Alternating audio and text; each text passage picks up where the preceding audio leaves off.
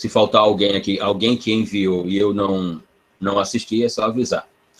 Bom, com relação à atividade, por causa da semana do adiantamento dos feriados decretado pelo governador do estado, havia proposto uma atividade que era o envio de um vídeo de até 3 minutos sobre um dos conteúdos vistos até então nessa disciplina. Né?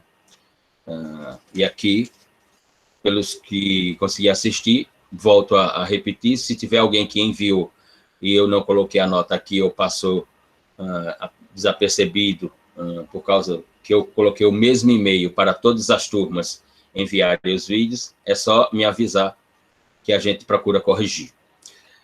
Paulo Germando mandou, a nota foi 2 pontos. José Luciano, 2,5. Gustavo Rodrigues, 2. Luciene Martins, 2. Francisco Assis, 2. Maria Eduarda, 3. Letícia Gomes, 2,5. José Vitor Nascimento, 2,5. Maria Vitória, 2,5. Vivian Abne, penso que se pronuncia assim, Vivian Abne, 2,5. Aldalécio Vital, 2. Roger Mateus, 2,5. Samara Andrade, 2. Luciano Gomes, 2.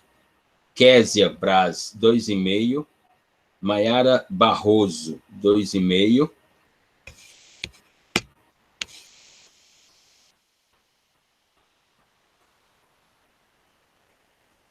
Maiara Barroso, 2,5. Maria, respondo já. Maria Camila, 2. Viviane Bezerra, 2,5. Samara Amorim, 2,5. Matheus Queiroz, 2,5. Letícia Barbosa, 2. Ingrid Porto, 2. Ana Clara Leal, 2,5. Matheus Vieira, 2,5. José Pinheiro Neto, 1,5. Júlio César Siqueira, se eu não me engano, 2,5. Agora, até eu que escrevi aqui, Ineliane Maria, 2. Larissa Melo, 2. Heitor Figueiredo, 2. José, deve ser José Oliveira Nascimento, 2. Deixa eu ver aqui quem disse sim. Professor, eu cheguei agora. Sim. Francisco Assis. Aqui. Francisco de Assis, 2. Tem mais? Francisco de Assis. Gustavo Rodrigues de Oliveira Rezende. Gustavo Rodrigues, 2. Exato. José Luciano Gomes Filho. Aqui. José Vitor. José Luciano. Aqui.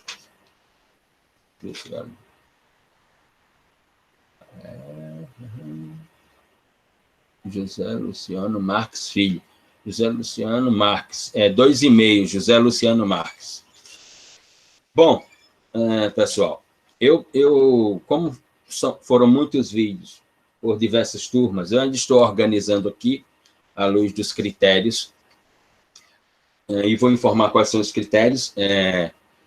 Critérios de espontaneidade no vídeo, critério de segurança na fala, critério de domínio sobre o tema, de organização no vídeo, etc., por esses critérios. Depois farei a proposta para aqueles e aquelas que eu entendo que realizaram a atividade à luz desses critérios de espontaneidade, naturalidade, domínio, controle de fala, etc. Aqueles que tiverem a disponibilidade, eu vou conversar aqui na próxima aula, no próximo encontro, para reorganizarem o vídeo, e agora com um tempo maior, de até 4 minutos. Quem quiser fazer um novo vídeo de 4 minutos, estarei postando no canal do grupo de pesquisa que temos no YouTube e na plataforma do CNPq, e lá ficará hospedado. Quem estiver disponível para fazer isso, farei o convite, mas isso é facultativamente, só aqueles ou aquelas que estiverem disponíveis, portanto, para realizar a atividade. Aqueles que entenderem que não tem sentido, que não lhe interessa, não há problema algum, e não fará, portanto, digamos assim. Bom, estamos no capítulo denominado dos princípios processuais penais, os princípios processuais penais explícitos na Constituição e implícitos à Constituição do Estado. Em encontros passados, iniciamos, portanto, acerca dos princípios processuais explícitos na Constituição, primeiramente aqueles referentes ao indivíduo, como a presunção de inocência, a ampla defesa e a plenitude de defesa. Depois falamos sobre o princípio concernente à relação processual penal, princípio do contraditório, e adentramos no capítulo, ainda nos princípios processuais explícitos na Constituição, adentramos no capítulo denominado dos princípios concernentes ou referentes à atuação do Estado. E aqui nos referimos a princípios como o juiz natural, nos referimos também à ideia do princípio da publicidade, falamos sobre o princípio da produção da prova, e, salvo engano, se eu estiver equivocado, vocês me corrijam, por gentileza. Iríamos iniciar, ainda no capítulo dos princípios referentes à à atuação do Estado, no que se refere ao princípio da economia processual. Era isso?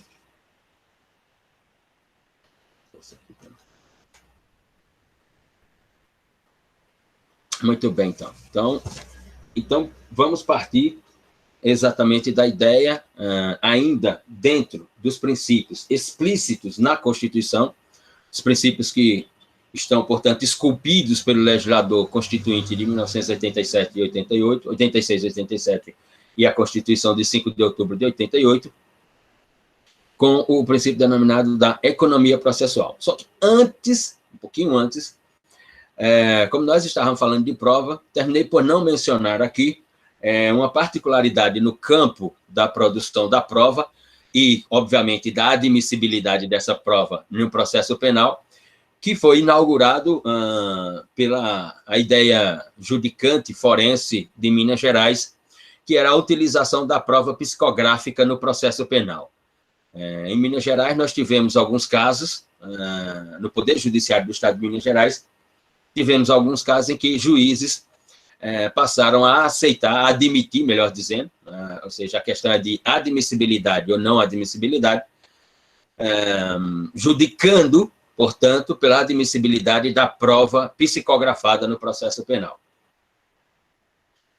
Isso tem algumas implicações para o processo, porque, não só para o processo, mas para toda a teoria do processo penal, já que se trata de uma prova, que eu vou colocar aqui, a expressão no campo da metafísica, já que ela é uma prova produzida a partir de um procedimento, que ele é um procedimento hoje considerado teológico, dentro de uma religião denominada de espiritismo, que no passado era interpretada como filosofia, e que até hoje para alguns é filosofia e religião, para outros apenas religião, enfim, o espiritismo.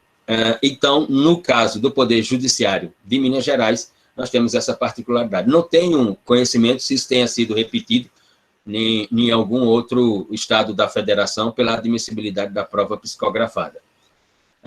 Também confesso que desconheço a posição dos tribunais superiores sobre essa categoria de admissibilidade.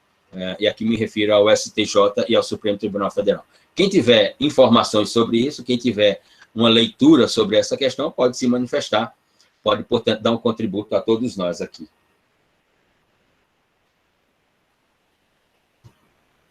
Bom, O princípio seguinte, denominado de economia processual, que também, na verdade, ele se traduz por um princípio dual, não apenas para os autores do processo penal, mas para o próprio Constituinte de 1986 e 87, né, se traduz como um princípio dual porque ele vai tratar tanto da ideia da razoabilidade do processo penal, quanto da ideia da própria economia processual. Então, eu teria aí, no artigo 5º, inciso 78 da Constituição, um princípio dual que trataria sobre essas duas questões.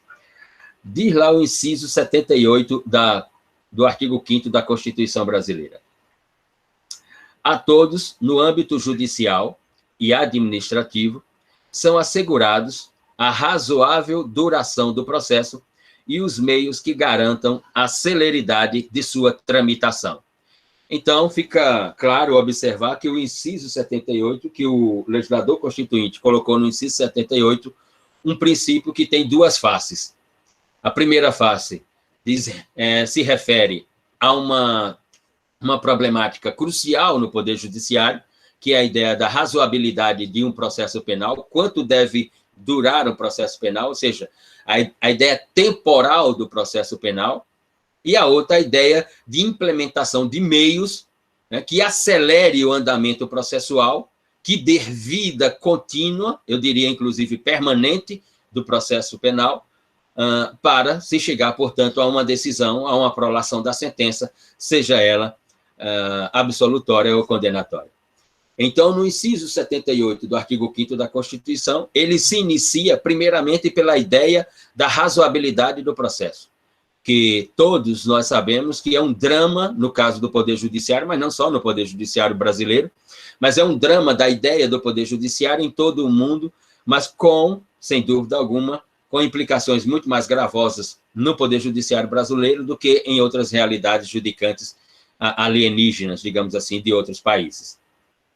Nós sabemos que, no Brasil, um processo pode ter um tempo longo, digamos assim, até o juiz dizer que os autos estão conclusos para a sentença e termos, portanto, uma prolação de sentença. Uma coisa é chegar até o momento dos autos conclusos para a sentença. Outra, então, é esperar que esses autos conclusos se apresentem posteriormente através de uma sentença que seja ela absolutória ou condenatória, ou seja, que se apresente através de uma prolação da sentença, digamos assim. Então, primeiramente, o inciso 78 do artigo 5º vai tratar sobre a questão da razoabilidade do processo. E que muitos autores no Brasil vêm escrevendo sobre essa questão, dizendo, inclusive, que essa razoabilidade do processo, que tem implicações diretas na vida das pessoas, das partes que estão no processo, poderia ensejar implicações muito maiores a ponto de responsabilidades para o Estado e para o Estado-pessoa, que é o próprio magistrado. Na segunda parte do inciso 78, que aí sim vai tratar sobre a economia processual, ou seja, sobre a implementação de meios, para a celeridade processual, que é o drama de quem está num processo penal. Quem é advogado, então, sabe muito bem a categoria desse drama, de manter-se um processo por 3, por 4, por 6, por 8 anos, ou até mesmo por 10 anos, enfim. Mas a segunda parte do inciso implica, através dos trabalhos legislativos constituintes, que o legislador reformador implemente uma série de instrumentos jurídicos que acelere o processo penal, né? Então, a mensagem do legislador constituinte no inciso 78, na segunda parte, é mostrar para o legislador reformador de que ele tem que implementar instrumentos que possam acelerar os atos processuais no tempo, ou seja, que possa estabelecer uma celeridade para o andamento processual. E nos anos 90, nós tivemos já o trabalho do legislador reformador, quando é publicada a Lei 9.095 de 1995, ou, desculpe, a Lei 9.099 de 1995, denominada de juizados especiais, que no Brasil os primeiros a escreverem sobre isso está em uma publicação da Revista dos Tribunais, foram Maurício Antônio Ribeiro Lopes, professor livre-docente da Faculdade de Direito do Largo São Francisco, e Joel Figueira Dias, professor da Universidade Federal, da Universidade Federal no Espírito Santo, em Vitória, no Espírito Santo. Então, a Lei 9.099 de 95, através do seu artigo 62, já veio trazer a ideia da celeridade processual, assim como trouxe outros instrumentos, como a ideia da transação penal, no artigo 89, etc. Mas aquela lei, a Lei 9.099, ela se referia para os delitos de menor potencial ofensivo, né? Para os delitos de menor gravidade nas relações sociais denominadas conflituosas. Então, o legislador reformador passou a ter uma ideia de que essa implicação tanto da demora, tanto de um tempo não razoável para o processo, quanto de uma ausência de celeridade do processo, né, trazia implicações para a parte, trazia problemáticas para a ideia da produção da prova, que foi o princípio anterior que vimos, e, mais do que isso, implicava numa desconstituição da ideia de verdade no processo penal. E que, portanto, agora, com o inciso 78 da Carta de 88, o juiz deveria ter em mãos instrumentos jurídicos que pudesse tanto estabelecer uma razoabilidade no tempo do processo, quanto uma aceleração nos atos processuais para se conduzir à prolação de uma sentença. Nós tivemos reforma no Código de Processo Penal, como, por exemplo, a do artigo 355, parágrafo 1º do CPP, né, que passou a admitir a ideia de precatórios pela internet, pelo envio eletrônico, já bem lá atrás. Tivemos discussões, e até a propositura da reinterpretação e reanálise do artigo 567 do Código de Processo Penal, dizendo que essa ausência de um tempo limitado ou de um tempo razoável para o processo e de uma celeridade processual poderia implicar em nulidade processual e até ter problemas na ideia de incompetência do juízo, né? Tivemos arguições que foram jogadas para a ideia do artigo 93 do Código de Processo Penal também, sobre a ideia de cabimento de suspeição do magistrado para uma questão de juízo, de prejudício ou de prejuízo judicial para as partes, ou para uma das partes, e cabimento da suspeição do processo. Tivemos também as discussões, e que até hoje estão aí, acerca do artigo 535 do CPP, sobre questões relacionadas, sobre a questão relacionada a adiamento da audiência, seja por ausência de prova ou por faltante de uma das partes, etc. Enfim, a questão é que hoje nós já temos uma doutrina no direito processual penal brasileiro organizada, voltada para sustentar a ideia do dano quando, à luz da instauração de um processo crime pelo Estado pessoa, o juiz, ao receber a denúncia, instaurar o processo crime, e, portanto, dando início à segunda fase da persecução penal, já temos uma doutrina organizada no sentido de que, em não havendo um respeito a uma razoabilidade do processo penal e não se tendo uma celeridade dos atos judicantes ou dos atos processuais para o andamento célere do processo, nós teríamos aí uma série de implicações às partes e que ensejaria a responsabilidade tanto do Estado, pessoa, na figura do juiz, quanto do próprio Estado e do Poder Judiciário em si. Hoje é um dos temas mais discutidos na teoria do processo penal, é a ideia da economia processual, traduzida por esse princípio dual, economia processual aqui, mais uma vez, interpretada como tempo razoável do processo, ou que, inclusive, alguns autores têm chamado de o princípio da razoabilidade do processo, e aí eu tenho minhas dúvidas se ele só representa um princípio, ou se o princípio está esculpido no próprio bojo, digamos assim, do inciso 78 do artigo 5º, ou seja, quando eu estou falando de economia processual, e aí o princípio, sim, seria a economia processual, e dentro da economia processual estariam, portanto, a razoabilidade do processo e a celeridade dos atos processuais para condução de uma prolação da sentença. Mas, enfim, tem autores que tratam a razoabilidade do processo como um princípio autônomo do processo penal, inclusive um princípio processual penal explícito na Constituição, já que está esculpido no inciso 78 do artigo 5º da Constituição brasileira. Depois desse princípio, nós temos o princípio do tribunal do júri, que é para muitos, e me dirijo nessa direção, mais do que o princípio, é uma instituição. O Tribunal do Júri no Brasil é uma instituição, né, com competência limitada, ou seja, o Tribunal do Júri com competência para análise dos crimes tentados ou consumados contra a vida, né, previsto lá no artigo 5º, inciso 35, no artigo 5º, inciso 38, a linha B, que disciplina, portanto, que é o Tribunal do Júri, e o Tribunal do Júri, como o próprio nome enfatiza, né, se está lá esculpido no inciso 38 do artigo 5º, se o nome é Tribunal do Júri, isto significa, por outras expressões, que é o tribunal do conselho de sentença e não do juiz. Né? Não deixemos aqui de mencionar que no Tribunal do Júri, o juiz é uma peça de organização da sessão do Tribunal do Júri. O tribunal é do júri, não é do juiz. O tribunal é do conselho de sentença, não é do juiz. A prolação da sentença no Tribunal do Júri é efetivada pelo conselho de sentença e não pelo juiz.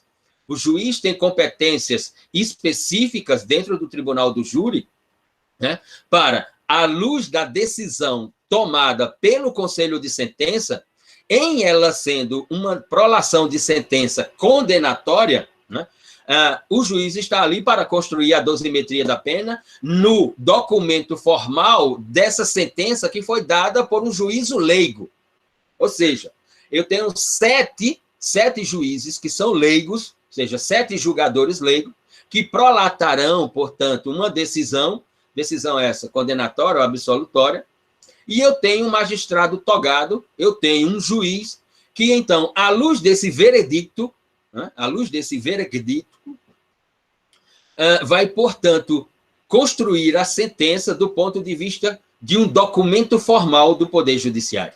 Então, o juiz vai construir a dosimetria da pena, né, o juiz vai informar na sentença se tinha agravantes, atenuantes, se tinha qualificadores ou não tinha qualificadoras.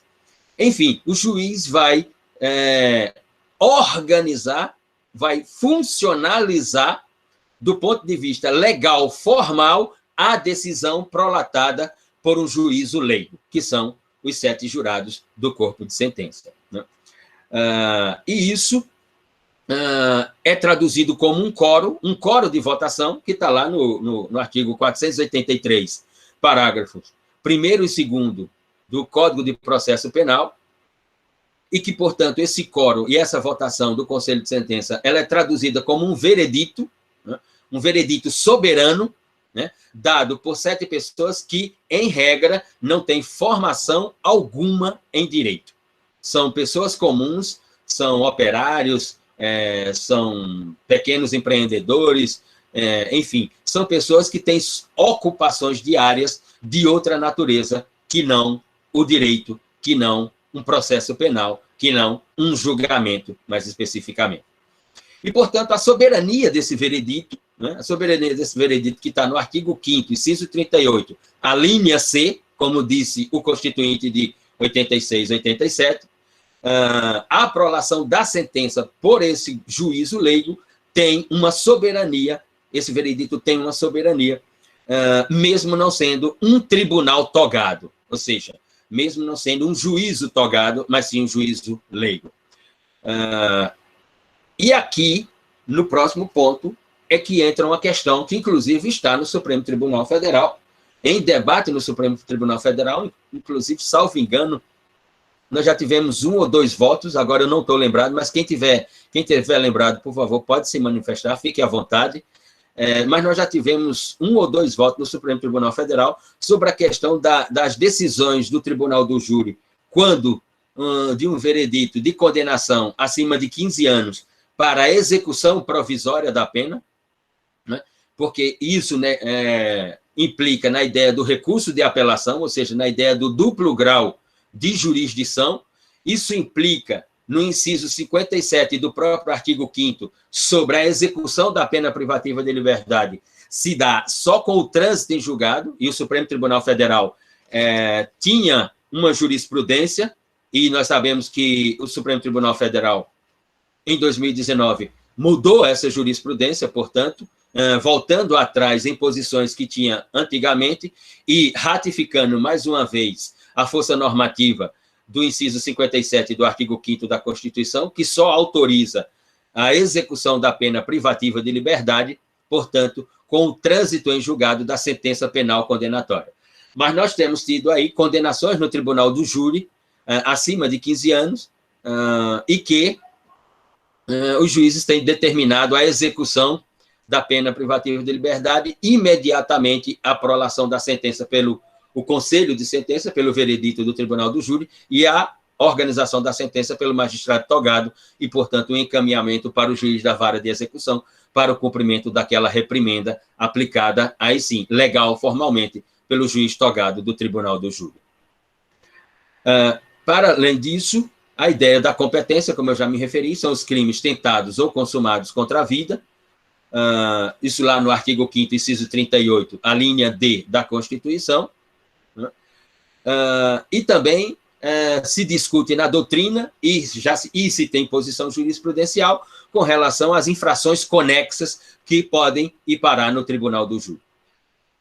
Para muitos no Brasil, para muitos que eu digo assim, para a antiga professora do Largo de São Francisco, Ada Pellegrini Grinover, para autores como Cândido Rangel Dinamarco, para Magalhães Noronha, José Frederico Marques, Antônio Escarance Fernandes e outros autores, o tribunal do júri representaria, digamos assim, a excelência da ideia do Estado democrático de direito, porque seria, portanto, o exercício da democracia direta, seria o momento de uma oportunidade do exercício da democracia direta por aqueles que fazem parte dessa categoria chamada povo, né, que está lá no artigo 1º, parágrafo único da Constituição Federal, pelo exercício do poder diretamente. Tenho muito respeito por esses autores clássicos, como José Frederico Marques, pelo professor, inclusive, Antônio Escarance Fernandes, mas não imagino que o Tribunal do Júri seja a excelência do Estado democrático de direito. Pelo contrário, penso que é uma instituição, do ponto de vista para se julgar na forma leiga alguém que houvera cometido um crime ou delito, para se submeter a um julgamento leigo. A última aparição que se dá ali é a aparição do direito, né? Mas, enfim, os autores imaginam exatamente o contrário, pensam exatamente o contrário e lecionam exatamente o contrário. Bom, saindo do princípio do Tribunal do Júri, né, que, na nossa interpretação, é mais do que um princípio, é uma instituição, nós temos o princípio da legalidade estrita da prisão cautelar. E aqui realmente, o Brasil vive um momento, já há algum tempo, eu diria aí, nos últimos 5 ou 6 anos, um momento muito difícil com relação ao cumprimento da legalidade, da legalidade estrita da utilização da prisão cautelar ou das prisões cautelares, como a prisão preventiva e a prisão provisória.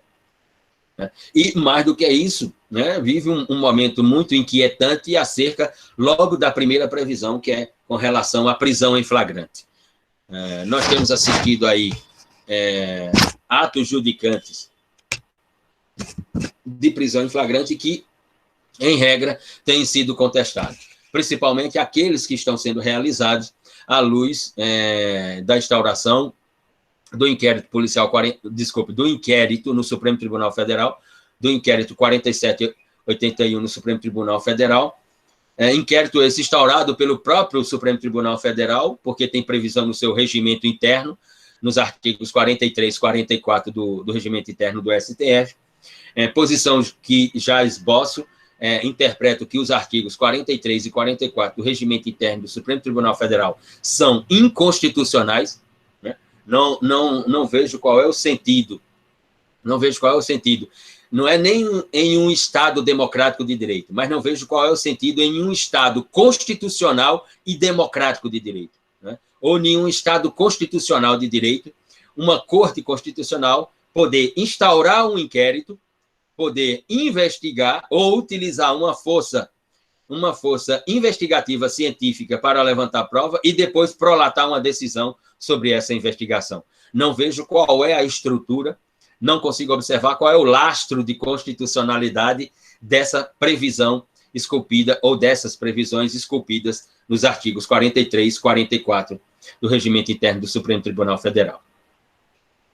Mas nós temos, por outro lado, no que se refere ao juiz Zacó, nós temos, sem dúvida, né, e também aos próprios ministros do Supremo Tribunal Federal, ou os ministros do STJ, nós temos um problema com relação ao cumprimento da legalidade estrita na utilização das prisões cautelares.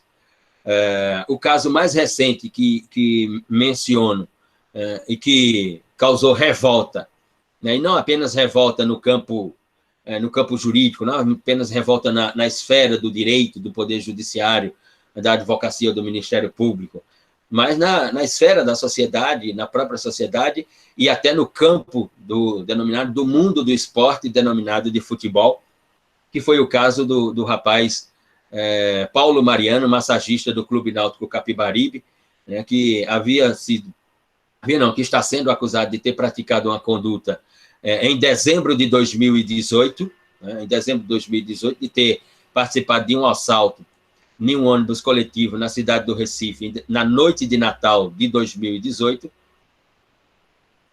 e passasse todo esse tempo, passar todo o ano 2019, todo o ano 2020, e em janeiro de 2021 aparecer, portanto, um mandado de prisão cautelar, de prisão preventiva, do mesmo, depois de mais de 2 anos e meio do fato acontecido, requerido por um promotor de justiça e concedido por um juiz, à luz de um reconhecimento fotográfico, né? Ou seja, uma prisão cautelar por reconhecimento fotográfico de alguém que nunca respondeu a um boletim de ocorrência, nunca respondeu a um inquérito policial, nunca foi réu em processo algum, mas mesmo assim o juiz encontrou os critérios para a concessão de uma prisão cautelar de alguém que é comprovadamente, por carteira assinada, há anos e anos, trabalhador, operário, em um clube de futebol, em um clube profissional de futebol, né? E, portanto, o juiz decidir por emitir um mandado de prisão cautelar a uma pessoa como essa. Então, você nota que o cumprimento da estrita legalidade no uso da prisão cautelar, ele tem tido problemas no Brasil. E a excessiva utilização das prisões cautelares no Brasil, com as mais diversas estratégias processuais formuladas pelo Ministério Público. Bom, então nós temos, em primeiro plano, a ideia do princípio da estrita legalidade no campo cautelar, logo com relação à prisão em flagrante. E o inciso 61 do artigo 5º da Constituição vai disciplinar, portanto, essa questão. Uma ordem escrita de autoridade, e aqui, novamente, veja, quando o inciso 61, do artigo 5º da Constituição diz que para haver uma prisão em flagrante, né, da autuação policial, obviamente que não, né, porque o sujeito está cometendo a ação delituosa, está praticando a ação delituosa, está consumando a ação delituosa, né, e, portanto, tem uma autuação policial observando o desenvolvimento da ação, o policial dá voz de prisão e conduz a delegacia para, portanto,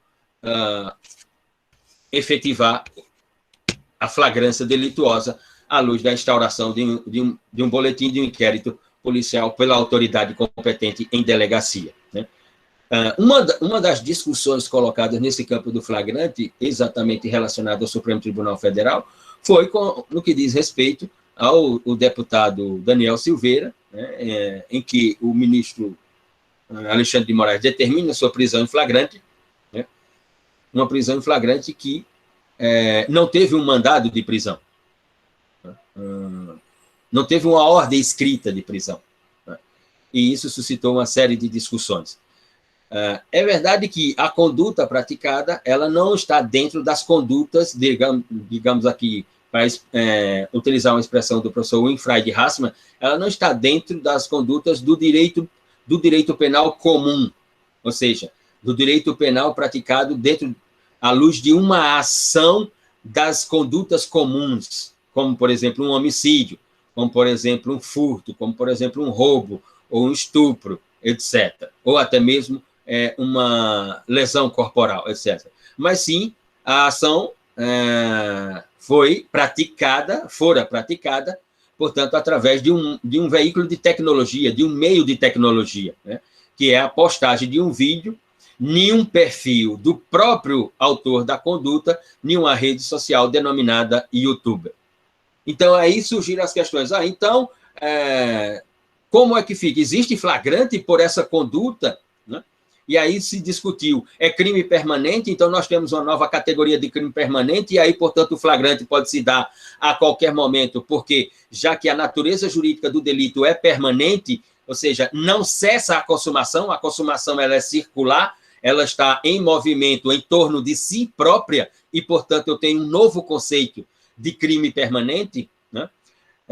Note que fica extremamente difícil para as estruturas do direito, né? E eu digo, aqui nós estamos nos referindo a um direito processual penal, mas fica enormemente difícil para a estrutura do direito, fundamentalmente a estrutura dogmática, normativa do direito, lidar com a ideia de novas tecnologias. E por quê?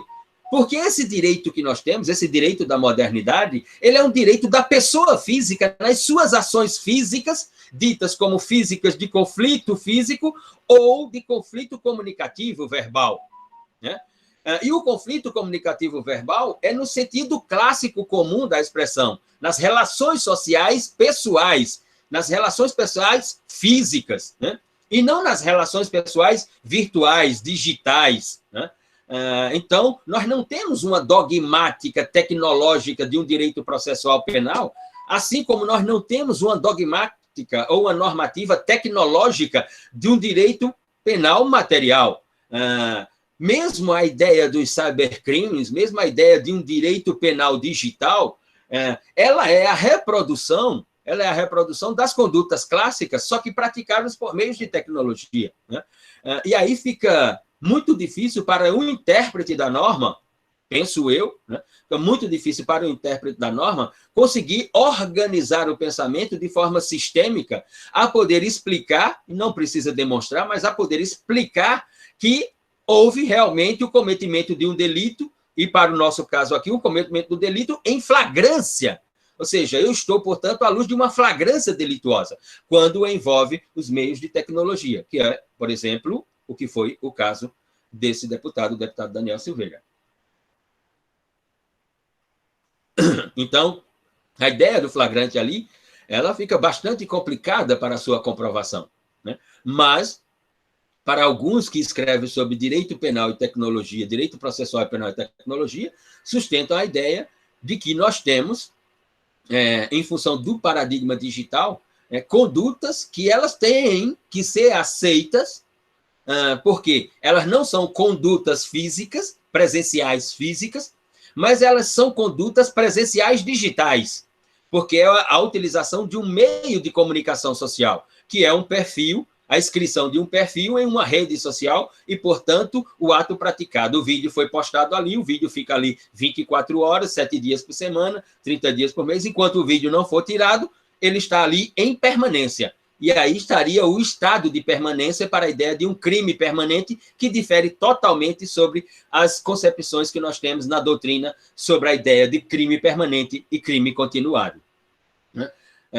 Mas, enfim, as discussões são inúmeras e esses autores que sustentam que deve haver a admissibilidade dessa presença virtual ou dessa relação presencial virtual, sustentando assim, esquecem, né, pelo menos por um momento, de que nós estamos à luz de um direito penal da estrita legalidade. E nesse campo aqui das cautelares, ou no universo cautelar, nós temos o princípio do artigo 61. Desculpe, o princípio do artigo 5º, inciso 61, né, que estabelece, né, a flagrância delituosa nos termos comuns e clássicos, e não em termos digitais ou tecnológicos. E que, portanto, à luz de uma ideia de estrita legalidade, nós vamos ter problemas sérios para explicar essa estrita legalidade quando a conduta é praticada por meios digitais, sem dúvida alguma. Bom, o passo seguinte é, portanto, a ideia, ainda nas cautelares, sobre a prisão e o local, sendo autuado, a autoridade competente deve comunicar ao juiz, à família, ou às pessoas e parentes, a prisão daquele mesmo.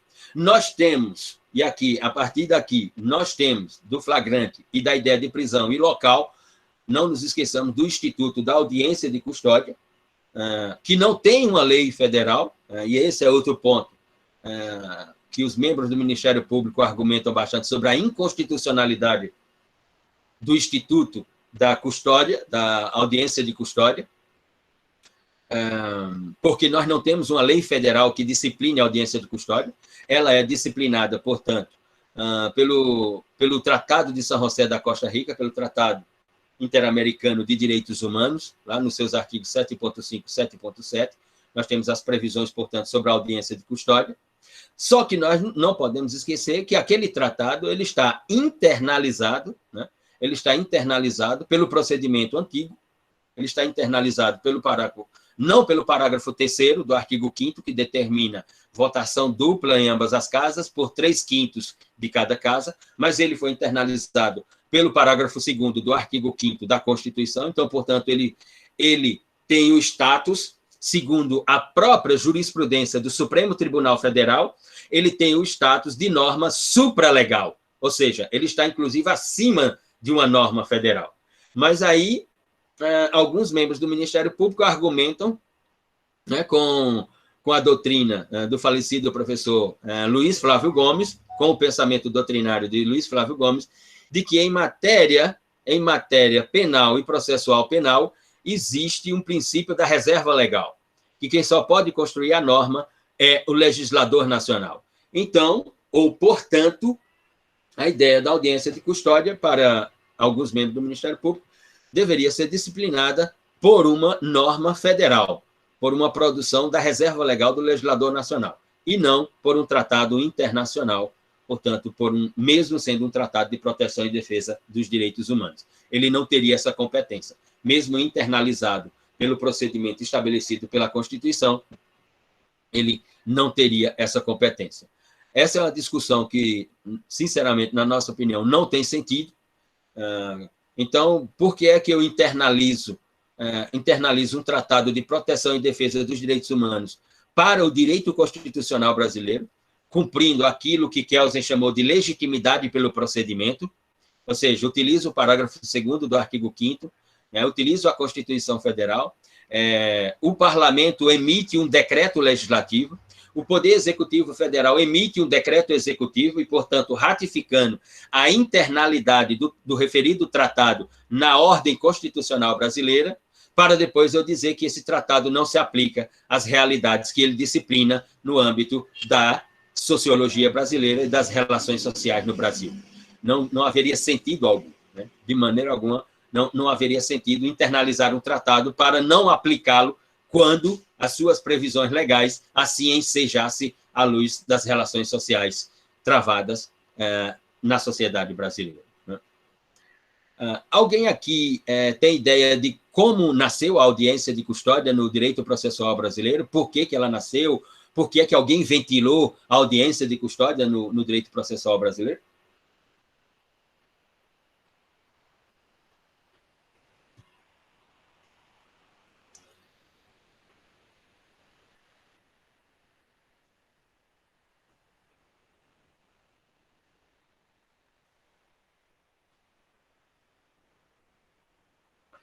Vou repetir a pergunta.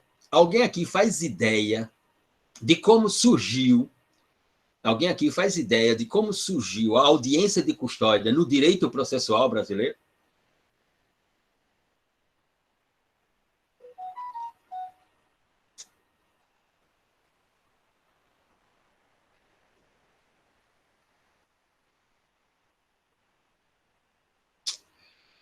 Muito bem. Deixa eu fazer outra pergunta. Conhece essa instituição?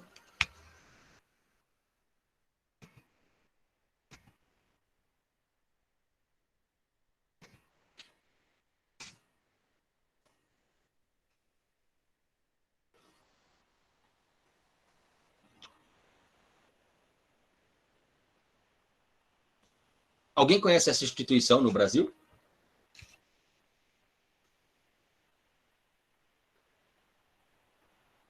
Estão aí, pessoal?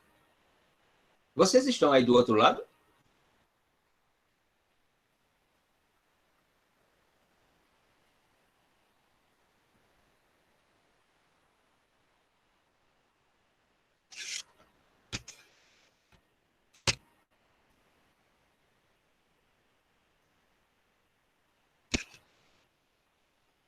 Nunca ouviram falar no IDDD?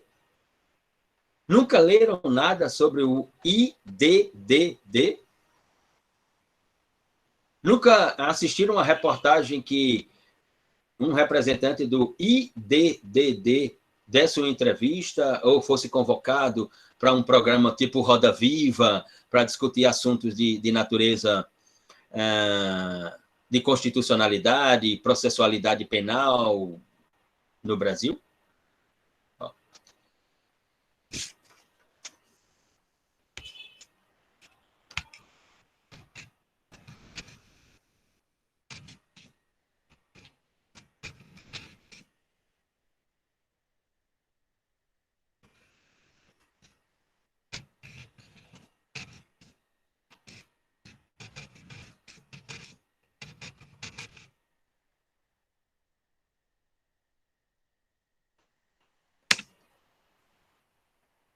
O IDDD significa Instituto de Defesa do Direito de Defesa. Não é uma brincadeira. Volto a repetir.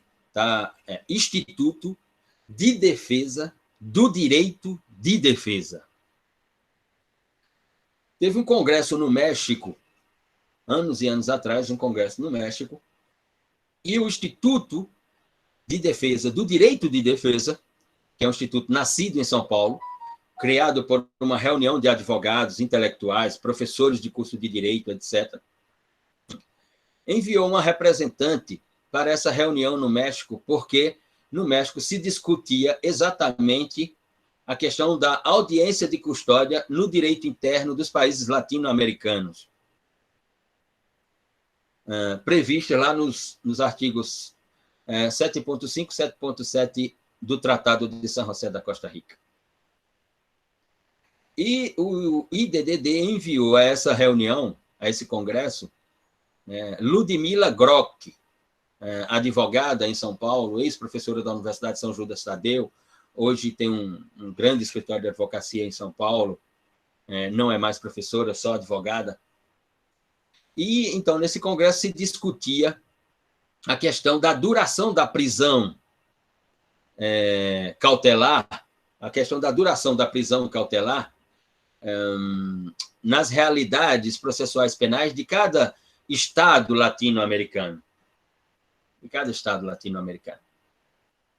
Então, aquele que organizava o congresso, aquele que estava como o apresentante do congresso naquele momento, vai e pergunta: você, representante da Argentina, qual é a duração de uma prisão cautelar no direito argentino? E o fulano dizia: tanto.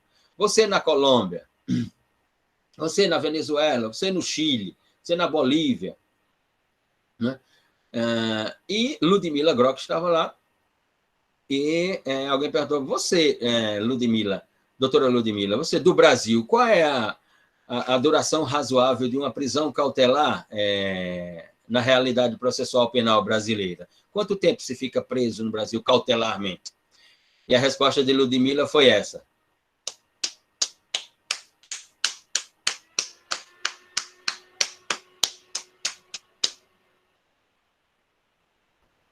doutor, fica-se tempos.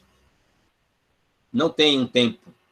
Não temos uma pesquisa que diga que são 90 dias, 45 dias, 30 dias, 5 dias, 15 dias, ou que a norma prevê quando da prisão cautelar específica, se preventiva, se provisória, enfim. Volto a repetir, naquele caso de Paulo Mariano, que ficou 23 dias cautelarmente preso, né, nós tivemos um caso também de um jogador de futebol do Botafogo de Ribeirão Preto, que ele ficou 1 ano e 3 dias preso, cautelarmente. 1 ano e 3 dias. Então, Ludmila volta para o Brasil e no TJ de São Paulo, no Tribunal de Justiça, tem o desembargador substituto Luiz Geraldo Santana Lanfredi. E no TJ de São Paulo nasce a ideia, através de uma requisição do IDDD, do Instituto de Defesa do Direito de Defesa. Olha só, no Brasil tem um instituto há anos, né, e que produz pesquisa nesse país, tem publicações jurídicas científicas semestralmente pela sua revista, etc. Criaram um Instituto de Defesa do Direito de Defesa. Será que estava havendo a efetividade do direito de defesa neste país para se criar um instituto para defender o direito de defesa?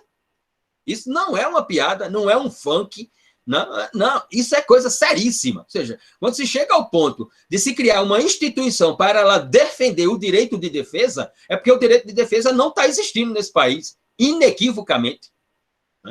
Mas tem gente no Ministério Público que chega a dizer que existe um excesso de defesa no direito brasileiro. Nós estamos ouvindo as gravações aí, né, e lendo, né, os textos das gravações e vendo o que é, se existe realmente o direito de defesa nesse país. Enfim.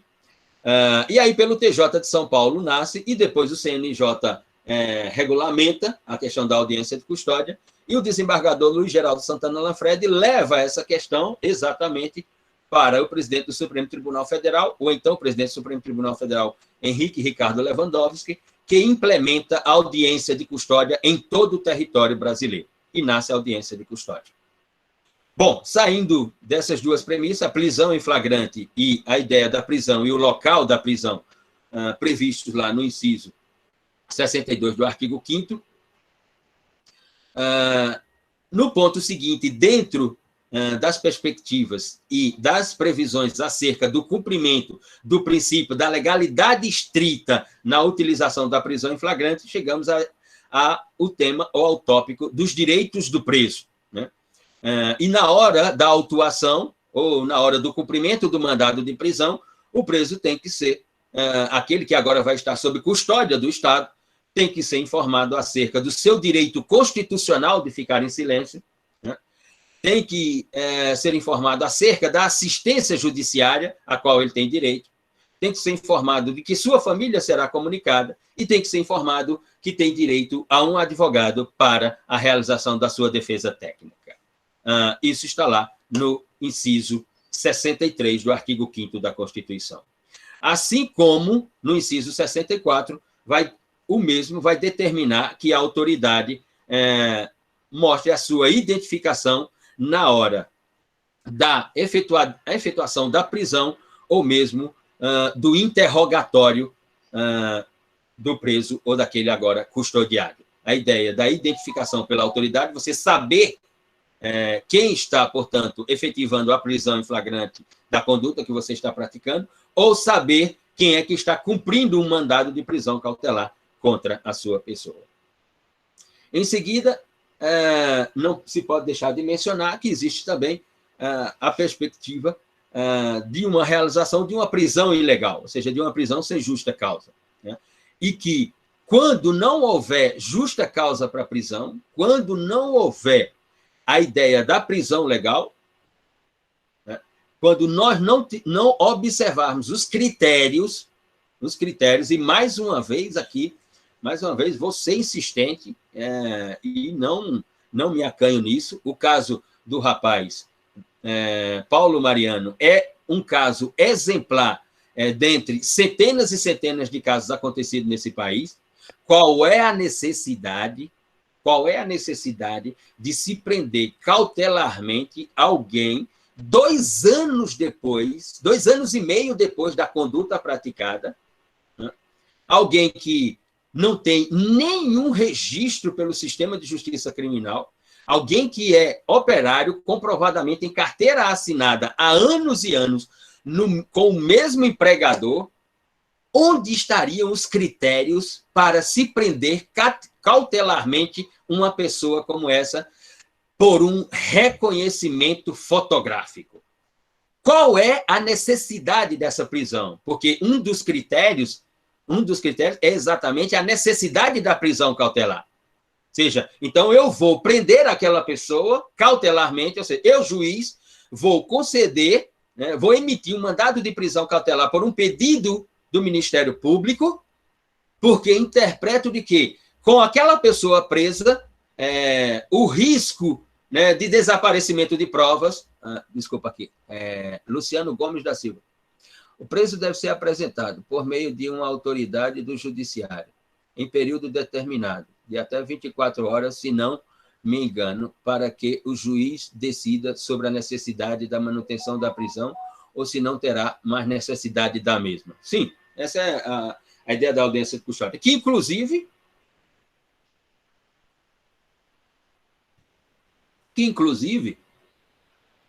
quando o Supremo Tribunal Federal julgar o mérito, veja o que é, como diria o professor Hans Heider Ieschek, grande professor alemão de direito penal dos anos 70 e dos anos 80, falecido nos anos 90. Veja o que é a ausência de uma técnica legislativa, veja o que é a ausência de uma técnica legislativa sistêmica. Veja o que é você querer mexer, né, como foi a Lei 13.964 de 2019, querer reformar 22 outras leis do sistema penal e processual penal e da execução penal brasileira. Veja que isso pode dar numa merda do tamanho do mundo, como diz o processualista e professor da Universidade Federal de Alagoas, Rosmar Rodrigues Alencar. Ora, lá na Lei 13.964 de 2019, no capítulo do juiz das garantias, do artigo 3º a F, tem uma previsão que ela é conflituosa, exatamente com a previsão do tratado, nos seus termos dos artigos 7.5 e 7.6 e da regulamentação pelo CNJ da audiência de custódia. Porque na audiência de custódia, a autoridade que efetuou a prisão tem que, em até 24 horas, apresentar aquele agora custodiado a um juiz togado que irá decidir pela manutenção da prisão ou relaxamento da mesma. E aí, lá na Lei 13.964, o legislador coloca que, quando da prisão em flagrante, que é uma das prisões na forma cautelar, quando da prisão em flagrante, o preso tem que ser apresentado ao juiz de garantias imediatamente. Não é em 24 horas, é imediatamente. Efetuar a prisão já leva não mais para uma delegacia, né, e depois para um juiz togado, mas a própria Lei 13.964 determina que aquele preso em flagrância delituosa tem que ser apresentado imediatamente ao juiz de garantias. O que significa dizer, por outras expressões, que quando nós tivermos, né, quando nós tivermos a validez e a vigência do capítulo do juiz de garantias na Lei 13.964 e, portanto, também no Código de Processo Penal, esse instituto da audiência de custódia não terá mais nenhum sentido. Ele não terá mais nenhum sentido, por quê? Porque agora a prisão em flagrante, pela Lei 13.964, determina que o preso seja imediatamente apresentado ao juiz togado. O juiz togado, o juiz de garantias. Então, veja o que é uma péssima técnica legislativa que desconstrói a sistematicidade do sistema jurídico, que traz implicações para a ideia sistêmica do sistema jurídico. Você pode dizer, mas Luciano, mas não é melhor ainda do que a audiência de custódia, porque tem que apresentar imediatamente? É, sem dúvida que é, não estou dizendo que não é. Só estou dizendo que tem um conflito, porque tem uma outra norma. Tem outra norma que diz até 24 horas. Né? E não nos esqueçamos,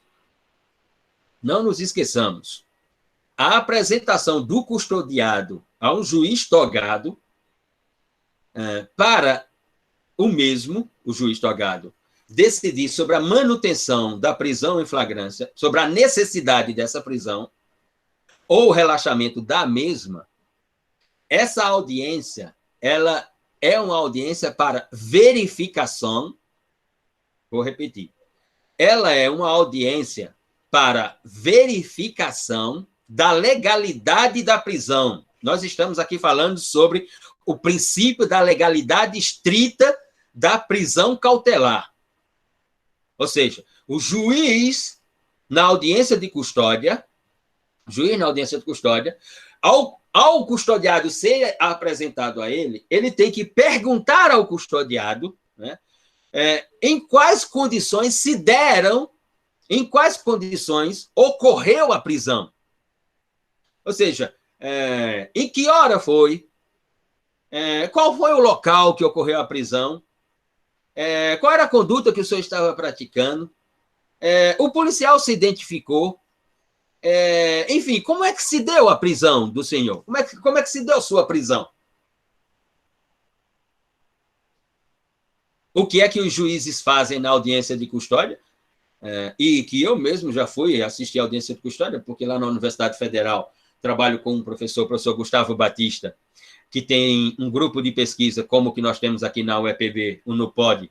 Ele tem um grupo de pesquisa lá chamado GPOC, que é um grupo de pesquisa em política criminal, e ele tem um grupo de estudantes que vão às audiências de custódia, assistir às audiências de custódias e realizar relatórios para mandar para o núcleo jurídico da UFPB, do curso de Direito da UFPB, para orientar como é que está sendo a audiência de custódia. Inclusive, no final de 2020, agora, foi publicado exatamente um livro pela editora da Universidade Federal da Paraíba sobre os trabalhos desse grupo de pesquisa do professor Gustavo Batista, um trabalho muito relevante na Paraíba. E aí você vai assistir a audiência de custódia, o juiz está lá, em vez do juiz perguntar, né, para o custodiado como é que se deu a prisão, a autoridade se identificou na prisão, os meios pelos quais aconteceu a prisão, etc. Não, eu fiquei assim, mas por que é que o senhor foi roubar? Por que é que o senhor foi furtar? Por que é que o senhor foi não sei o quê? Ora, a audiência de custódia não é um momento para se fazer pergunta de mérito. Isso é pergunta de mérito. Isso se faz lá no processo penal. Isso se faz lá depois de oferecida a denúncia, instaurado o processo penal, né, os atos processuais em andamento. Quando chegar o momento processual, dentro da segunda fase da persecução penal, se faz essas perguntas. Mas a audiência de custódia é um momento para se analisar o quê? Para se analisar o que nós estamos observando aqui. Para se analisar o princípio da legalidade estrita no uso da prisão cautelar. É só para isso. Não é para fazer outra coisa, não. Somente isso e mais nada. Ou seja, juiz fazendo pergunta de mérito em audiência de custódia. Você faz pergunta de mérito em audiência de custódia, lá no âmbito processual, na segunda fase da persecução penal, ele vai fazer pergunta do quê? O que é que resta para ele fazer a pergunta? Enfim, dá-se assim. Então, o inciso 65 trata sobre a ideia da prisão ilegal e, portanto, do seu relaxamento imediatamente. Não cumpridos os critérios, a prisão sendo ilegal, não havendo necessidade da prisão, não havendo justa causa para a prisão, né? Naquele caso de Paulo Mariano, eu gostaria de saber qual é o critério de necessidade de você prender alguém 2 anos e meio depois, reconhecida essa pessoa por reconhecimento fotográfico, uma pessoa com carteira assinada, com emprego fixo há ano, com esposa, filhos, com família, e você ainda determinar a prisão cautelar dessa pessoa, e essa pessoa ficar 23 dias da sua vida presa, sabendo que não praticou a conduta, porque nunca passou pelo sistema de justiça criminal. Enfim. Muito bem. E aí, essa ideia da prisão ilegal que ela tem que ser, sendo ilegal, ela tem que ser relaxada imediatamente, ou seja, não tendo a justa causa, não tendo a necessidade, não tendo os outros critérios para a determinação da prisão cautelar, ela tem, sem dúvida, que ser relaxada imediatamente. Ou seja, tem que ser levada, tem que ser aqui considerada a ideia da admissibilidade, da responsabilidade no campo da liberdade provisória. Ou seja, a autoridade judicante aqui tem que estar à luz de uma ideia da responsabilidade, da liberdade de alguém. Ou, né, sempre imaginando o momento em que essa autoridade, né, tem que observar essa ideia da liberdade provisória com ou sem a aplicação da fiança, com ou sem a determinação de um pagamento de fiança. Quando, à luz de um caso em que a norma penal determina, em função da gravidade do delito praticado, como, por exemplo, um delito de menor potencial ofensivo ou um delito apenado com uma reprimenda abaixo de 4 anos, né, o juiz admitir, portanto, e pela admissibilidade, portanto, da liberdade provisória e da aplicação de uma fiança correspondente para se efetivar, portanto, a liberdade provisória. Ora, e aí, com relação à liberdade provisória ou à obediência à ideia da liberdade provisória pelo magistrado, no inciso seguinte, no inciso 66 do artigo 5º da Constituição, o legislador constituinte de 86 e 87 vai disciplinar a questão. Eu vou só frisar essa questão aqui, nós voltaremos a ela daqui a pouco, porque gostaria de colocar uma questão para ouvir vocês todos. Professor. Quem é? Silvio. Professor, o senhor falou aí sobre o prazo da audiência de custódia, acho que Sim. 24 horas. 24 horas. Até 24 horas. Isso aí não é legislativo, vem de lei, nada vem de lei, não, né? Não. Nós não temos uma lei, nós não temos, como eu disse no início, nós não temos uma lei que disciplina a audiência de custódia. Ela é disciplinada por um tratado de proteção e defesa dos direitos humanos, um tratado internacional, que é o Tratado de São José da Costa Rica, que é conhecido como Tratado Interamericano de Direitos Humanos. Lá nos tópicos 7.5 e 7.7. Quando da regulamentação pelo CNJ, né, se discutiu qual seria o tempo razoável para o custodiado ser, portanto, levado ao juiz togado e o juiz togado, portanto, analisar, né, a necessidade de manutenção ou não daquela prisão em flagrante. Não havia um prazo. Né? Como eu disse anteriormente, era porque no México houve um congresso e esse congresso convocou representantes do Brasil, de todos os países latino-americanos, para dizer qual era o prazo que alguém ficava preso e tal, até o juiz analisar novamente, né, a questão da manutenção da prisão cautelar. Não, mas o que eu ia dizer, professor, é que eu percebi aqui no STF que a decisão do CNJ foi em 2015 e só em 2020, né, que Fachin, em resposta a uma DPF, determinou as 24 horas para todo o Brasil. Mas isso é verdade. Por exemplo, a instauração da audiência de custódia em todo o Brasil ela inicia em 2015. Né? Em agosto de 2015, nós fizemos um seminário no auditório do CCJ-UEPB com o desembargador do TJ de São Paulo, que era o responsável pela implantação da audiência de custódia em todo o Brasil, e era o assessor, à época, do presidente do Supremo Tribunal Federal, Henrique Ricardo Lewandowski, o desembargador Luiz Geraldo Santana Lanfredi. Eu e o professor Félix Neto organizamos um seminário no CCJ exatamente com o desembargador para explicar qual era a lógica da audiência de custódia. Né? Nós fomos ao Recife, que ele estava no TJ do Recife, instaurando a audiência de custódia. depois ele ia ter uma reunião com o governador, à época, Ricardo Coutinho, e o secretário de Segurança Pública da Paraíba, no dia seguinte, e nós nos adiantamos e fomos ao Recife buscá-lo. Ele fez o seminário numa noite no CCJ, e na manhã seguinte nós o levamos naquela mesma noite para João Pessoa. Na manhã seguinte ele teve a reunião com o pessoal do governo em João Pessoa, e depois ele foi para Brasília, e nós havíamos discutido essas questões. O prazo nem sempre era cumprido, né? O prazo nem sempre era cumprido, exatamente, mais uma vez, por essa alegação do Poder Judiciário. O Poder Judiciário dizia assim, não, e aqui ainda bem que está sendo gravado, porque o professor Félix Neto participou dessa reunião, na qual eu estava também lá na granja do governador em João Pessoa, que estávamos eu, o professor Félix Neto e o professor Antônio Roberto Faustino, também da UEPB, mas lá de Bodocongó, nessa reunião com o secretário de Segurança Pública, o presidente do TJ à época, o delegado-geral da Polícia Civil do Estado da Paraíba e o governador. Nós participamos dessa reunião. A argumentação do Poder Judiciário é assim, sim, mas quanto tempo... o sujeito ativo do delito praticou a ação, a autoridade efetuou a prisão em flagrância delituosa, e quanto tempo tem que se levar? E aí o desembargador dizia, em até 24 horas, conforme reza o Tratado de São José da Costa Rica, pelo menos por uma leitura do tratado, nós podemos dizer que em até 24 horas. E aí o representante...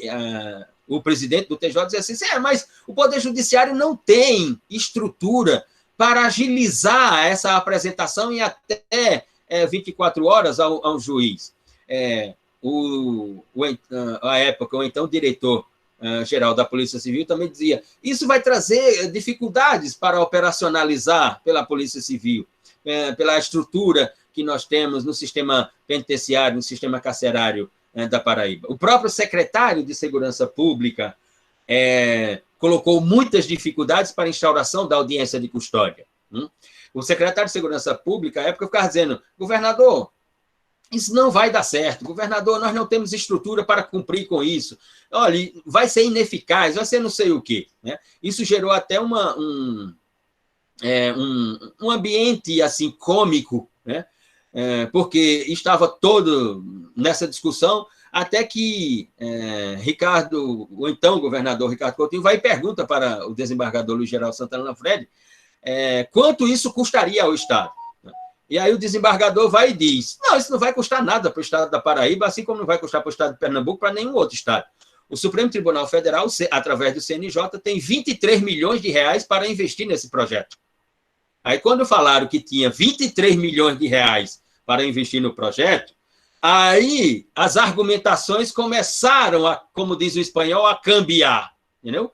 Aí o discurso começou a mudar quando Luiz Geraldo Santana Lanfredi falou que tinha 23 milhões para aplicar no projeto, né? Mais do que isso, outra coisa cômica era, sim, mas e quem vai ser o juiz da audiência de custódia? Nós não temos juiz suficiente para a audiência de custódia. Pronto, vou dar uma das ideias que nós queríamos. Era a criação de uma vara de audiência de custódia aqui em Campina Grande, dentro do Serrotão, numa sala no Serrotão. Essa era a proposta nossa. Eu coloquei isso, Félix Neto colocou isso, Antônio Roberto Faustino colocou isso. Assim, já que nós vamos ter, já que as primeiras varas de audiência de custódia aqui na Paraíba serão uma em João Pessoa, outra em Campina Grande, nós queremos que a de Campina Grande seja dentro de uma sala do complexo do Serrotão. Essa era a ideia. Por quê? Porque isso havia acontecido em Vitória, no Espírito Santo, tinha um projeto piloto em Vitória, no Espírito Santo, e tinha um projeto piloto para ser implementado, estava só no escrito, não era ainda operacional, na Bahia, em Salvador. Ou seja, quando nós falamos isso, representante do Poder Judiciário disse, como é que é a história? Juiz fazendo audiência de custódia dentro do presídio. A gente disse, sim, e não existe um juiz da execução criminal, ele não visita o presídio uma vez por semana para ver como é que está a condição dos presídios? Não tem juiz da execução criminal que a tarefa dele é só saber o que está acontecendo na execução criminal e saber do andamento das relações dentro do presídio. Por que não pode haver uma audiência de custódia dentro de uma sala no presídio? Qual é o problema? Não, o juiz não pode fazer audiência de custódia dentro do presídio, não. E aí virou um pandemônio, isso. Mas aí, as argumentações elas foram diminuindo o seu teor, digamos assim, né, quando o desembargador Luiz Geraldo Santana Lafredi também disse, assim, mas o juiz da audiência de custódia ele não estará em mais uma função judicante, né? Ele receberá uma gratificação para ser juiz da audiência de custódia. Como é? Vai receber o quê? O juiz, para ser juiz da audiência de custódia, vai receber uma gratificação. Aí, na ordem entre R$4.000 e R$4.500 para ser juiz da audiência de custódia, essa gratificação que ele vai receber. Mas, bom, aí nós vamos ver como é que podemos organizar isso.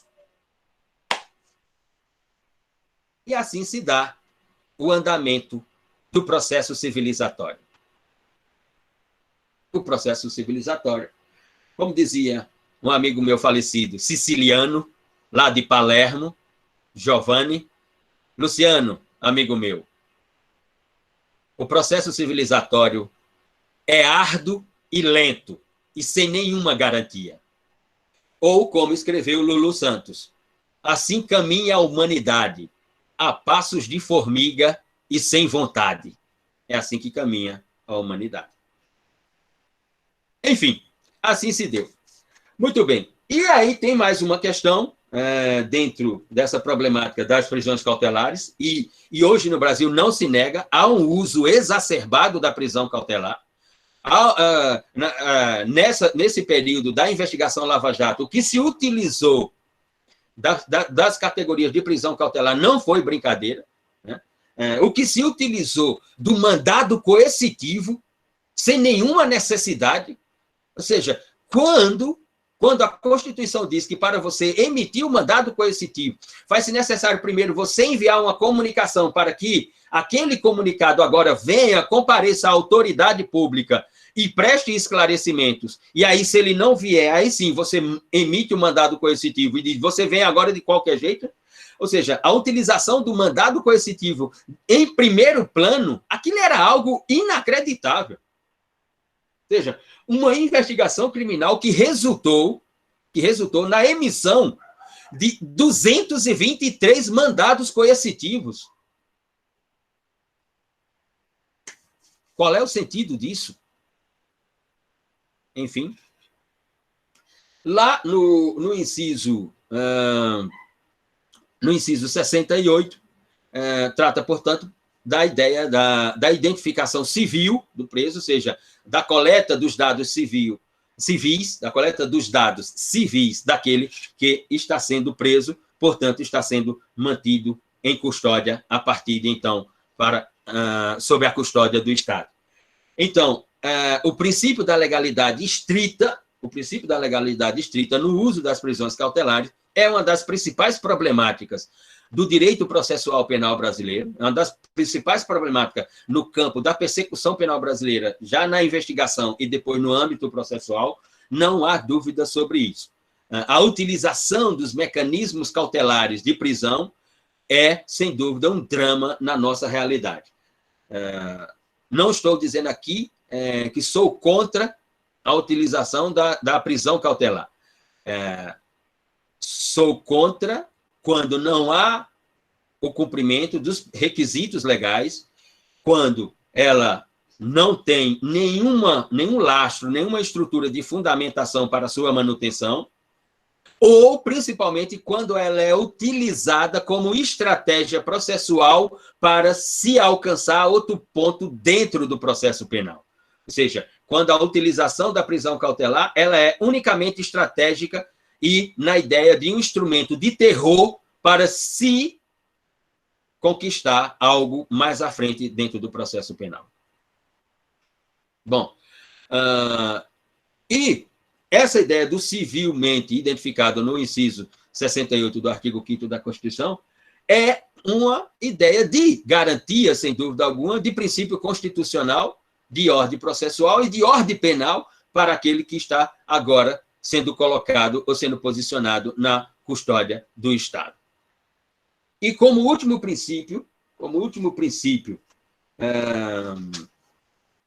da atuação, ou concernente ou referente à atuação do Estado no campo processual penal, nós chegamos ao princípio do devido processo legal. Mas antes eu disse que gostaria de colocar uma questão que estava lá relacionada à própria ideia das prisões cautelares, que é exatamente aqui sobre a ideia de relaxar a prisão. Gostaria de ouvir vocês para saber qual seria a sua posição como juiz. Analise esse caso. Esse é um caso que foi decidido por um juiz monocrático na comarca de Itabaiana, em Sergipe. Na comarca de Itabaiana, em Sergipe. Luciano coloca aqui. No país tão desigual, como que o juiz vai fazer para aferir a legalidade da prisão cautelar? Teria tempo suficiente para, em tão pouco tempo, tal decisão de manutenção da pena ou relaxamento da mesma ocorrer? Como fica a questão do agente que efetuou a prisão, caso ele tenha implantado drogas para incriminar o indivíduo, exemplo hipotético? Valeria de que a audiência de custódia? Veja, Luciano, num país tão desigual, o processo penal não pode tratar sobre as questões de desigualdade social de uma nação. Não é função do processo penal. E se o juiz entende que existe essas desigualdades, ele que não preste o concurso para ser juiz. Se prestou o concurso para ser juiz, existe uma normativa, existe uma lei orgânica da magistratura, existe um ordenamento processual penal, existe um ordenamento material penal, existe um ordenamento constitucional com o qual ele tem que cumprir. Ninguém colocou um revólver na cabeça dele para ele prestar concurso para juiz. Se ele prestou concurso para juiz, o problema é dele. Então, o juiz ele tem que praticar os atos judicantes sempre dentro da legalidade, porque esse é o reino do direito. Eu estou me referindo aqui, esse é o reino do direito continental europeu, ao qual o nosso direito está vinculado. Se é na common law é outra história. Na common law, o juiz tem outras liberdades. Agora, a liberdade aqui do juiz, num direito continental europeu, ela se chama legalidade dos atos judicantes. Ela se chama legalidade em cumprimento à teoria constitucional dos procedimentos judiciais. Se o juiz ofender a teoria constitucional dos procedimentos judiciais, os seus atos têm que ser observados como nulo de pleno direito. São momentos de nulidade absoluta dos atos judicantes, inclusive ele tem que ser responsabilizado, na nossa interpretação. O juiz vai fazer para oferir a legalidade da prisão cautelar. Olha, eu vou dar um exemplo aqui. Porque isso aconteceu em um lançamento de livro Respondo já. Isso aconteceu aqui no lançamento de livro na escola da magistratura da Paraíba. O tema era exatamente audiência de custódia. E o tema era exatamente audiência de custódia porque era o lançamento de um livro de um juiz, e esse livro foi publicado pela editora da Universidade Estadual da Paraíba. Se você acessar aí o site da Universidade Estadual da Paraíba, o portal da UEPB, e for lá no link e-books da EduEPB, esse livro vai estar disponível em PDF para download gratuito. Ele está lá. Audiência de custódia, a cultura do encarceramento, do juiz José Maria, desse juiz aqui da Paraíba.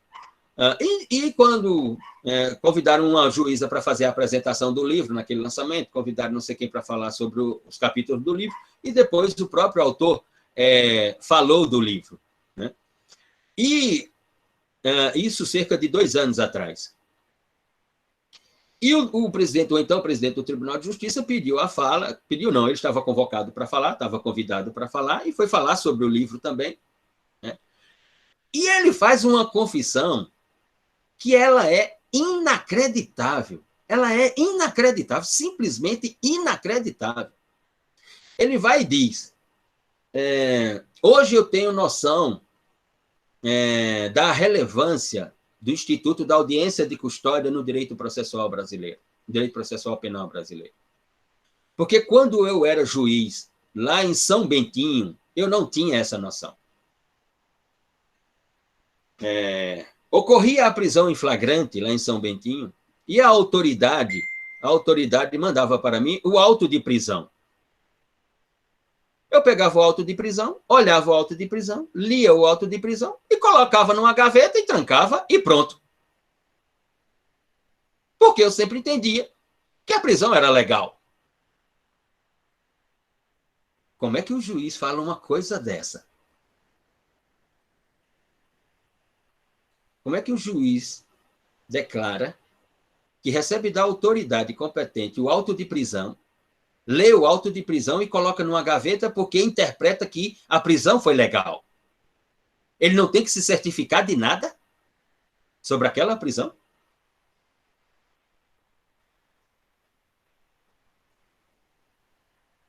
E aí a pergunta que vem em seguida é: ele é o único que agia assim dentro da magistratura? Ele é uma dissonância? Ou isso, e aqui é uma hipótese, apenas uma hipótese, ou isso poder-se-ia traduzido como um procedimento? Qual é a função do juiz? Receber o auto de prisão, se certificar de que o que está no auto de prisão é o que aconteceu na prisão. Ou seja, um juiz que certifica, aí respondendo a sua pergunta, um juiz que certifica como legal, como constitucional, como necessária uma prisão cautelar quando ela foi ilegal, quando ela foi sem justa causa, quando ela foi sem necessidade, não tem responsabilidade nenhuma e o seu ato tem que gerar efeitos? Essa é a minha pergunta.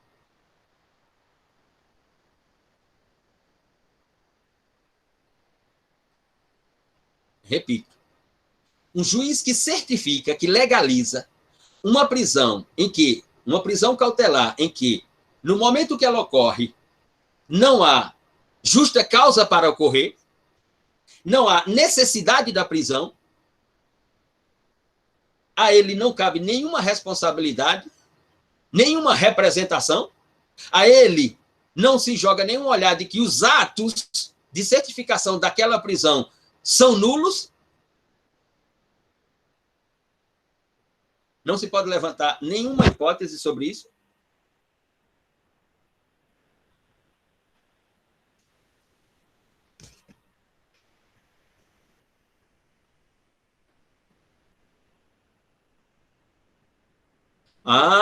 Muito bem.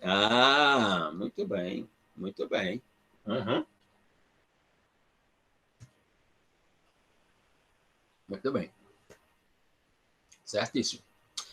Bom, o último dos princípios, ainda sobre a atuação do Estado no âmbito processual penal, concernentes à atuação do Estado no âmbito processual, é o princípio do devido processo legal, né? Que está lá no artigo 5º, inciso 54 da nossa Constituição de 1988. E esse princípio é interpretado pela doutrina, e não apenas aqui no Brasil, mas no mundo ocidental, como a estética, ou como uma das mais emblemáticas estéticas do Estado democrático de direito. Eu diria mais. O princípio do devido processo legal não é apenas uma estética do Estado democrático de direito. O princípio do devido processo legal, ele é a estética do Estado constitucional de direito. Um Estado que se autoarroga constitucional de direito, que não reconhece o devido processo legal, ou que nega o devido processo legal, ele não é um Estado constitucional de direito. E por quê, Luciano? Porque dentro desse princípio, né, agasalhado por esse princípio, né, vão estar uma série de outros princípios do próprio processo penal. Então, obviamente que o princípio do devido processo legal, antes de ser antes de ser uma questão processual penal, é uma questão de natureza eminentemente constitucional. Ou seja, se ele é a estética maior do Estado constitucional de direito, o devido processo legal é a janela, o devido processo legal é a porta, o devido processo legal é o portal pelo qual se vão efetivar princípios como o da prova lícita, da produção da prova lícita, como o princípio da ampla defesa, como a ideia do sigilo com justificativa e não sem justificativa, porque se for ao contrário, é ferimento ao devido processo legal. Ora, é o princípio pelo qual nós já observamos, né, e já podemos dizer assim, ou existe um juiz natural, ou existe um juiz natural e imparcial, ou nós não estamos no estado, nós não estamos no devido processo legal. Ou existe uma ampla defesa, ou nós não estamos no devido processo legal. Ou existe um contraditório, né? E ele, o devido processo legal, ou existe um contraditório, ou não estamos no devido processo legal. Ou existe uma plenitude de defesa, né, em que o tribunal é do júri e não do juiz, ou nós não estamos no devido processo legal. Ou existe, fundamentalmente, um juiz imparcial, ou nós não estamos no devido processo legal. E, portanto, como consequência maior, nós não estamos num Estado constitucional de direito. Você pode dizer, estamos num Estado de direito. Pode dizer, mas não num Estado constitucional de direito, né? Que é o direito dos direitos, o direito constitucional. Então, o devido processo legal, mais do que aquilo que os autores falam, que ele é um princípio nuclear, ele não é apenas um princípio nuclear. Sem o devido, que eu estou querendo afirmar aqui, o que estou afirmando aqui é que, sem o devido processo legal, os outros princípios não têm vida processual. Porque o âmbito no qual a efetividade dos outros princípios vai acontecer é no âmbito de um devido processo legal. É neste sentido que eu me refiro, né? E que isso está taxativamente previsto lá no inciso 54 do artigo 5º da Constituição. Muito bem. Então, ele, como expressão máxima do Estado Constitucional de Direito, é nele que se argue quando estamos à luz da produção de uma prova ilícita e que ela não pode viger no âmbito processual, no desenvolvimento do processo. Então, é dentro de um devido processo legal que surgem as arguições de produção de prova ilícita, seja lá na investigação, no início da persecução penal, seja aqui no âmbito processual penal. É no devido processo legal que surge a arguição do cesseamento de defesa e, portanto, da negação da ampla defesa. É no âmbito do devido processo legal que surge a arguição da ausência do contraditório e de que isso fere, portanto, o devido processo legal e que, portanto, a partir de então, nós não estamos mais numa ideia de um Estado constitucional de direito. É no âmbito do devido processo legal que surge a arguição de que não pode haver sigilo sem justificativa pelo magistrado. Que se ele decretar segredo ou sigilo, tem que fundamentar essa decretação e não apenas dizer que o processo está sob sigilo ou está sob segredo. É no espaço imaterial, do devido processo legal que se argue que o juiz tem que ser imparcial. É lá no devido processo legal que a defesa técnica tem que arguir, quando assim observar que aquele juízo não é um juízo imparcial e que, portanto, ele não pode conduzir o devido processo legal, porque os outros princípios estarão, sem dúvida alguma, prejudicados ou sacrificados exatamente por essa condição de parcialidade de um juízo que deveria ser imparcial.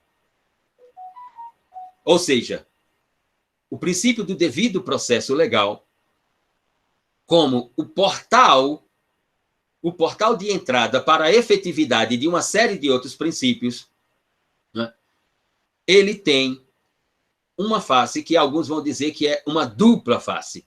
Ele tem uma face material e ele tem uma face processual. Ou seja, ele tem uma face material, porque se ele não for garantido a questão material, ou seja, da conduta, da ação, do comportamento delituoso, da consumação do crime ou delito, não pode ser discutida em um espaço imaterial chamado processo penal, que não seja dentro de um devido processo legal. Essa a primeira das suas duas faces. As questões que são debatidas no âmbito imaterial do processo são questões materiais, de conduta, de autoria, de materialização, de definição legal de tipo, crime ou delito, etc. E se não for dentro de um devido processo legal, essas questões não podem ser debatidas por um processo penal que não esteja reconhecendo o devido processo legal. E segunda face é a própria face processual penal. Ou seja, com o devido processo legal, eu inicio o cumprimento da teoria constitucional dos procedimentos judiciais. Ou seja, ele não garante, volto a repetir, os autores utilizam a palavra garantir. Ele não garante, mas ele orienta aquilo que nós vamos chamar de a ampla possibilidade para o réu de um cumprimento de uma teoria constitucional dos procedimentos judiciais. Ele orienta isso. E sem ele, não há essa orientação. Porque é com ele que eu tenho a sistematicidade dos outros princípios. É com ele que eu tenho a organização, a ordenação dos demais princípios, ou de demais princípios, como da produção de prova lícita, como da ampla defesa, da plenitude de defesa, como do juiz natural e imparcial, etc. É nesse sentido que se realiza o devido processo legal e que, sem ele, os demais ficam comprometidos na nossa interpretação, nesse sentido. Bom, para finalizar, eu vou deixar aqui um caso concreto, como eu disse, que aconteceu na comarca de Itabaiana. Vou pedir para que reflita sobre esse caso e no próximo encontro, quando voltarmos, iniciaremos a aula exatamente com esse caso. Vamos lá. Essa é uma sentença, essa é uma decisão de um juiz monocrático da comarca de Itabaiana, no estado de Sergipe. A narração que está nos autos é essa. Vamos lá. João, os nomes aqui são fictícios. João namora com Maria. E certo dia, João chega na casa de Maria e Maria diz: João, o namoro está acabado. Não namoro mais com você. Não tenho mais o mesmo sentimento de antes por você.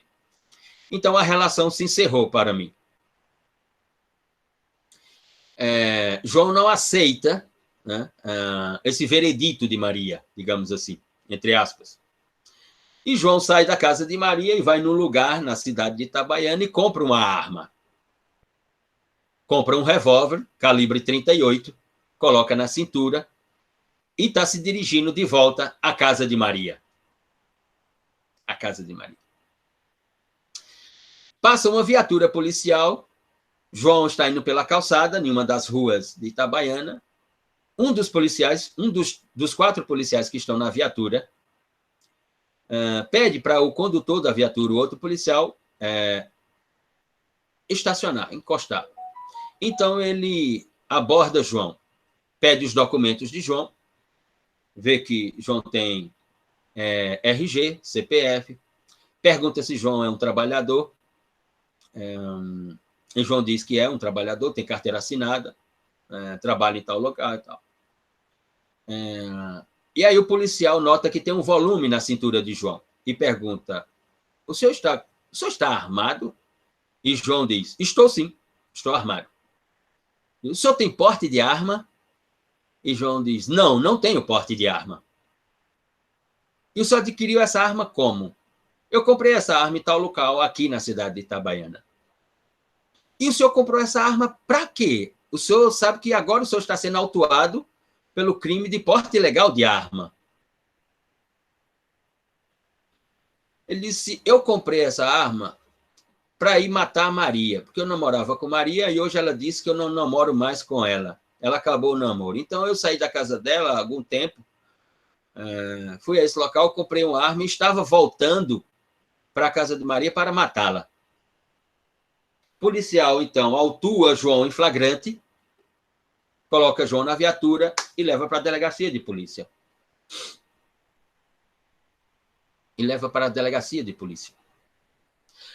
Ao chegar na delegacia de polícia, o policial narra o fato acontecido para o delegado de polícia, que instaura o inquérito policial.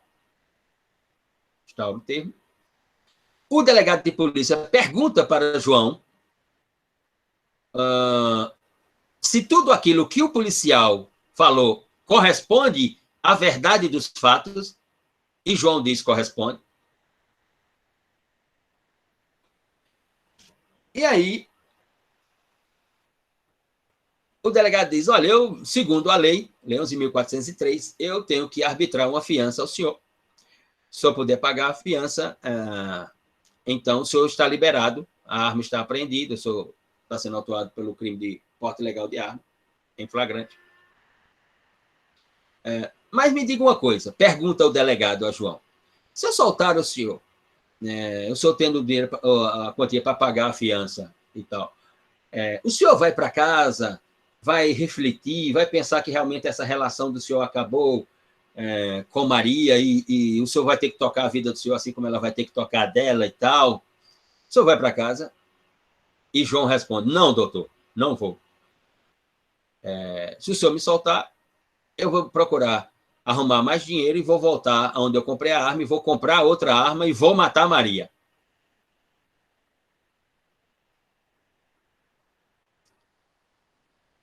Bom, o caso é esse. Reflita sobre o caso. Você, como delegado daquele caso, o que você faria?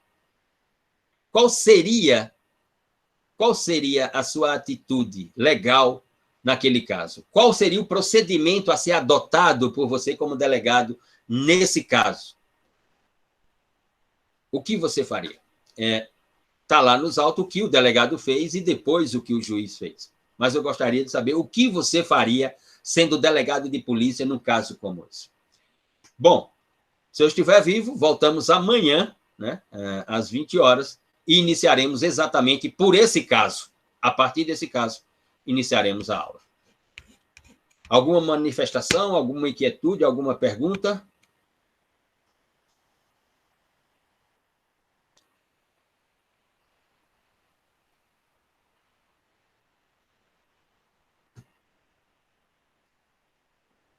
Ok. Se não, então, boa noite a todas e todos e espero que possamos nos ver amanhã às 20 horas.